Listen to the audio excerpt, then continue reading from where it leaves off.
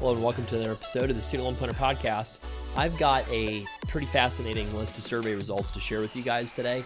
This is something that kind of blows my mind a little bit. We surveyed our readers on our Student Loan Planner email list, and we got the largest number of responses we've ever gotten, over 8,000. And what we asked is, tell us about your income, tell us about your student debt. And we did ask for some other characteristics, things like cash savings, investments that you've saved up, how much your monthly car payment is, etc. And the purpose of this is really a couple-fold. So one is to help people compare where they're at within their profession so that you can at least know where you are. What is the current state of your setup, right? Like, are you, in the top quartile of your profession income-wise? Are you in the bottom quartile? Which means that you'd have a lot of ability potentially to increase your income, right, by either negotiating a higher contract or maybe moving to a place that's more in need of your services if growing your income is really important to you. And what kind of case might you have for maybe filing a claim against your school, and then maybe in other situations what case should be made for maybe you actually having reason to be grateful for being much better off than you thought you were, especially when compared to other professional degree holders in some cases. So that was the purpose of this survey, and I'll share you just some of the high-level findings. We will be sharing a little bit more detailed findings with our Student Loan Planner email list if you're on that email list. We also used this survey to get feedback for the thing that we're evaluating right now of whether or not we should create a space for other professionals who paid six figures of cash for their education to be able to communicate with one another and helping each other out. We're not going to do a Facebook group if we do something like this. We would want something to be a lot more sort of bespoke, a lot more, intimate and private, and more of a high commitment to join, frankly, than just, anybody who can just join as a stranger on a Facebook group without any commitment or seriousness whatsoever, right? I mean, there's a lot of Facebook groups out there. Some of them are much higher quality than others. Some of them are just really overwhelming. So if we create any kind of community for folks, it's going to be not on Facebook. So anyways, what did the survey show? So the worst debt to income ratio of any profession that we surveyed was naturopathic doctors, naturopaths, or naturopathic physicians, as naturopaths I think have emailed us and told us that they prefer to be called. Here's just what the math shows, okay? 93,000 average income, 301,000 average student debt. So that's an average debt to income ratio of 3.22. That was the highest debt to income ratio of all, let's see how many, about 30 professions that we listed as categories in our survey. So what was number two? Number two was acupuncturist. Average income was $58,000 with $183K of average student debt. That's a debt to income ratio of 3.1. So here's kind of some thoughts about those two numbers. 93 is a much larger income than 58. So even though the debt to income ratio for NDs was higher than it was for acupuncturists, NDs are just in a much better spot with that 93K of income, because if you're losing 10% of your income, what matters is your net income after student loan payments are applied. And what was our lowest debt to income ratio on the survey? If I exclude some of the corporate and some of the corporate and financial aid, higher ed type of options that I put on the survey, the best debt to income ratio of all was CRNAs. So it was an average income of $291 on our email list and an average student debt balance of $213. So their debt to income ratio was 0.73. There's about 40 people in that survey population. So CRNAs had the best debt to income ratio, but they did not have the highest average income on our survey. The average income, and because I know we have a lot of physician listeners and veterinarian and dental listeners, and lawyer listeners, so I'll list those out, some of those specifically. Physicians, 300K average income with 307K average student debt. Vets, 150 of average income, so half of physicians, with 272 of student debt, so a little bit lower than physicians, but not that much lower. Veterinarians, know the pain of having to borrow medical school prices but not being paid like their human doctor counterparts, right? Dentists 239 of average income, so basically 240, lower than 300 for physicians, and the average student debt is higher, so 390. But if you wanted to go to dental school and make a lot more money, dental specialists in our survey had an average income of 414,000, with average student debt right around 500K. So it's a debt to income ratio of about 1.2 to 1. And dental specialists, I could break that number down into endo, orthodontics, perio, OMFS, etc. We'll probably do that more so in the survey analysis that we send out later to the email list for people that took this survey.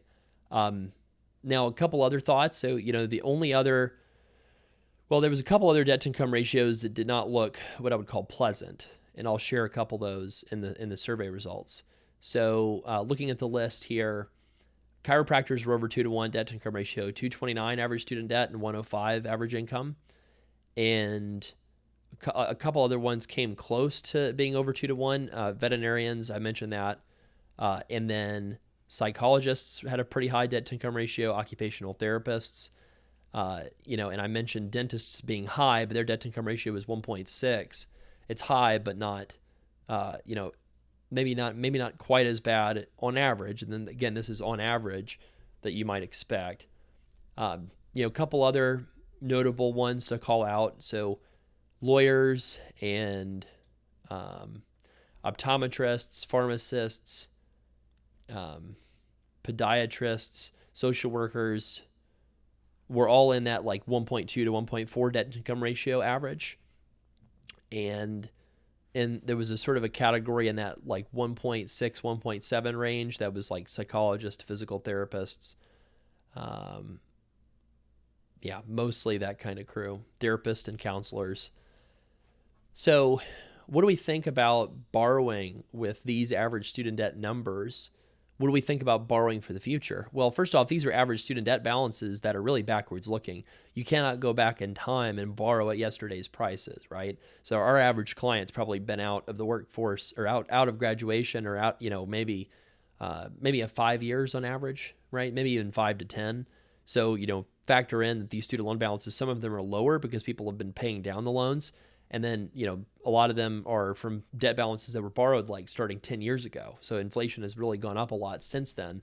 So you can't necessarily say from a forward-looking basis that, okay, the average debt for dental school is going to be 390 based off of the average student debt in this survey. Of course, within that 390, there's people that have 600 and there's people that went to an in-state school that have 200.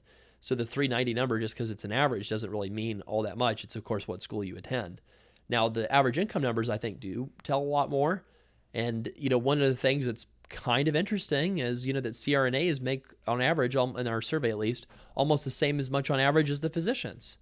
That's really kind of interesting. If we look at, let's see, so, the income differences in some of these fields, like, let's see, so physician assistant average earnings 158 compared to nurse practitioners 137. And then nurses 101.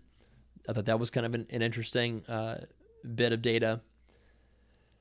What we're monitoring is with the One Big Beautiful Bill Act, you're going to be capped if you go to a non-professional graduate degree program starting in July 2026 or after. In other words, if you have not borrowed for the program by July 2026, if you start borrowing for a program after July 2026, or you start a program after July 2026, then you're subject to annual borrowing limits of $20,500 for grad schools and then $50,000 if it's a professional school. Now, it is unclear whether or not some of these programs are going to be designated as professional degree programs or not.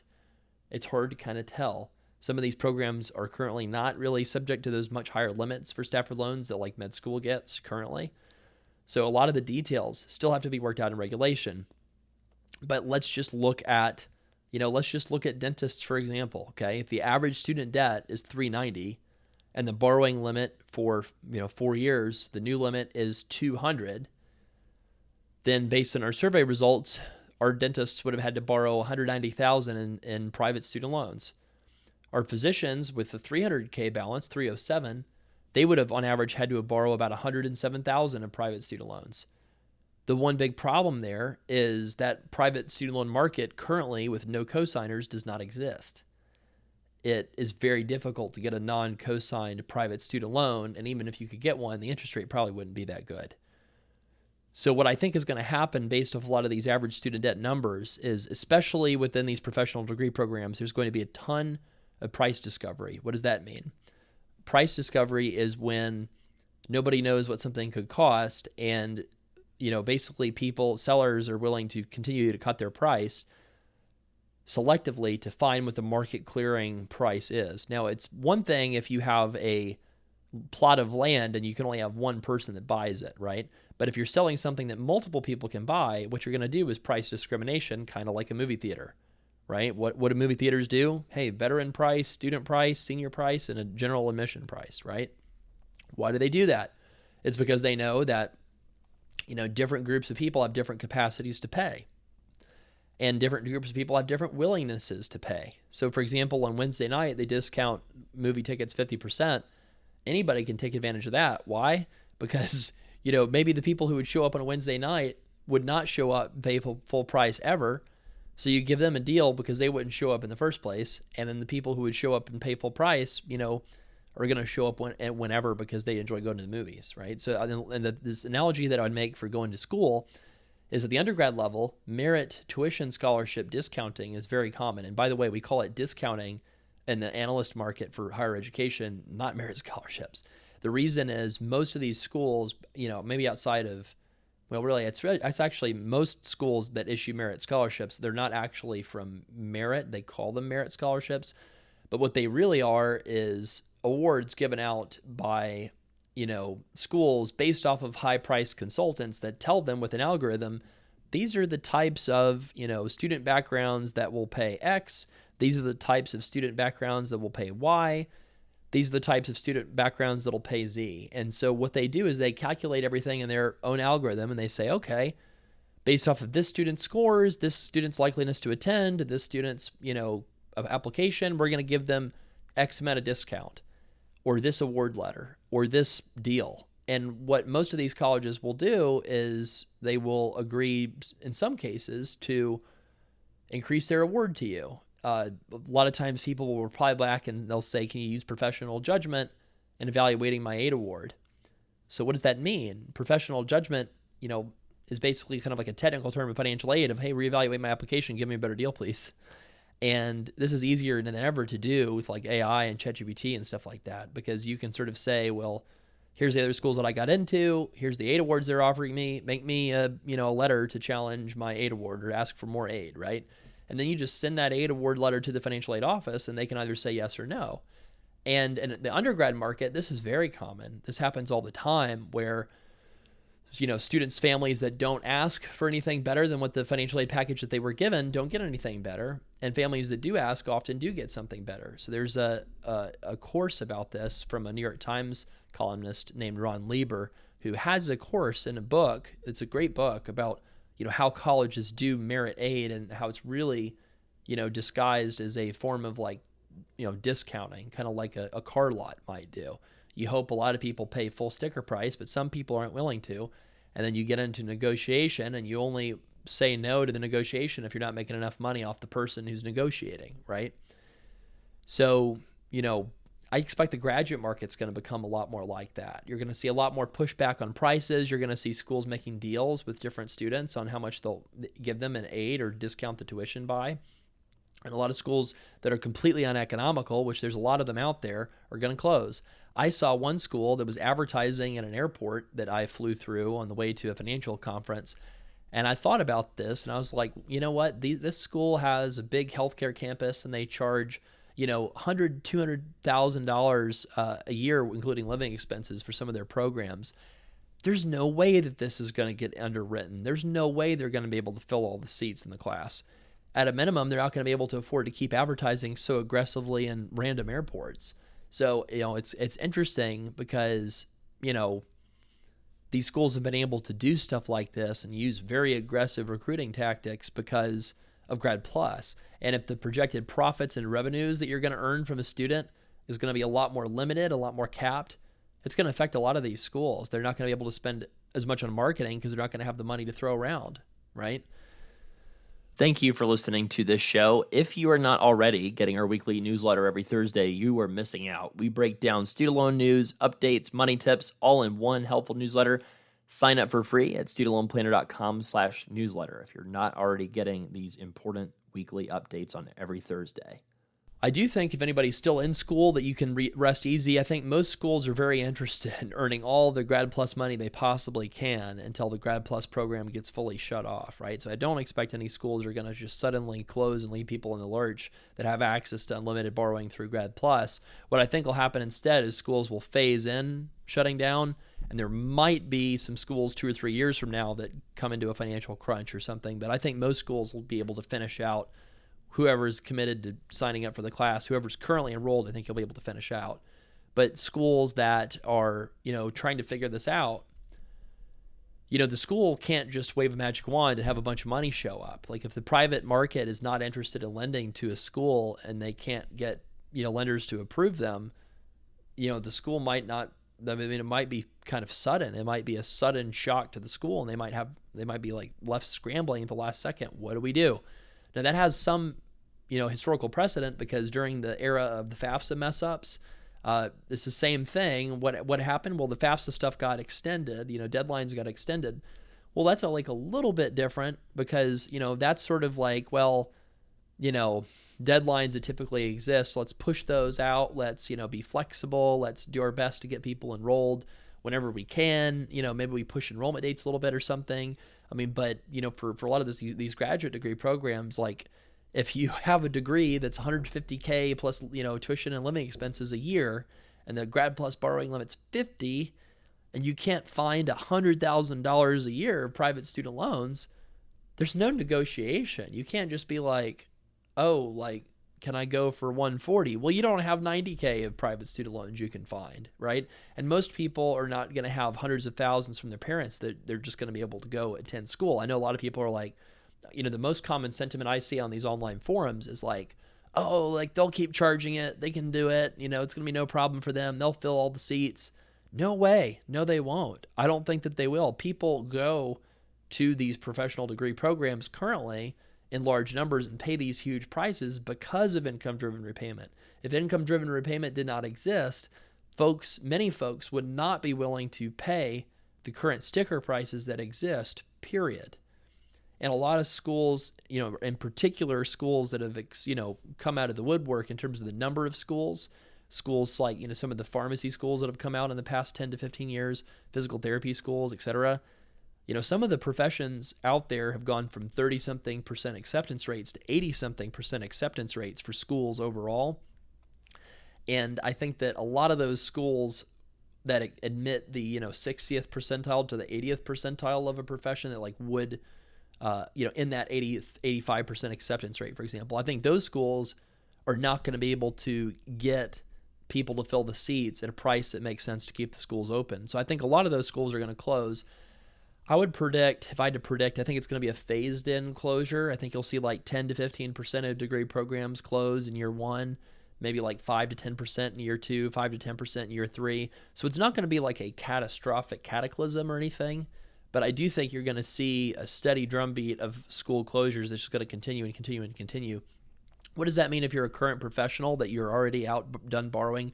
What does that mean for your financial future? Well, I think that, I think I'd feel pretty confident that if this set of rules does continue and does survive, and capped borrowing does continue in some format, and you do see a decrease in the number of schools, I think that some folks are going to be fairly pleased with the economic impact of that long term, even if they are concerned also at the social mobility and economic mobility impact of this. So I think it's okay to say, hey, this is going to hurt diversity in fields. This is going to hurt the ability of lower income students to attend the fields. That's a legitimate concern. And it's also a reality that it's going to have a weird impact on the labor market. It's going to have a weird impact on the ability of private equity to dictate things. So, for example, if you have a lower supply of new grads coming out, one thing I've thought a lot about, we did this big survey, right, that I'm talking about in this. And one of the big concerns was corporate control of medicine, DSOs, private equity in the vet space. What do a lot of these big employers depend on? they depend on a bunch of new grads, almost like an oversupply of new grads that are super indebted and have kind of feel like they have no other choice but to go work at these big shops. Well, guess what? If the debt amounts are more capped and you're not going to have as many new grads, able to finish, that's going to put a real crunch on the private equity and the corporate backed groups to attract practitioners. And frankly, too, if you're a physician long term, think about the physician market. How many physicians are tied to their nonprofit hospitals because they have 400,000 in medical school loans? I see that all the time. But if you're capped at 200,000, right, of student loans instead of 3, 4, 500,000, then if you're looking at a job in some sort of not-for-profit hospital and you can get PS left forgiveness that equates to paying back about $150K of your $200K borrowed. Well, if you're having to pay, let's say with interest, that $200K would be like $220 or something.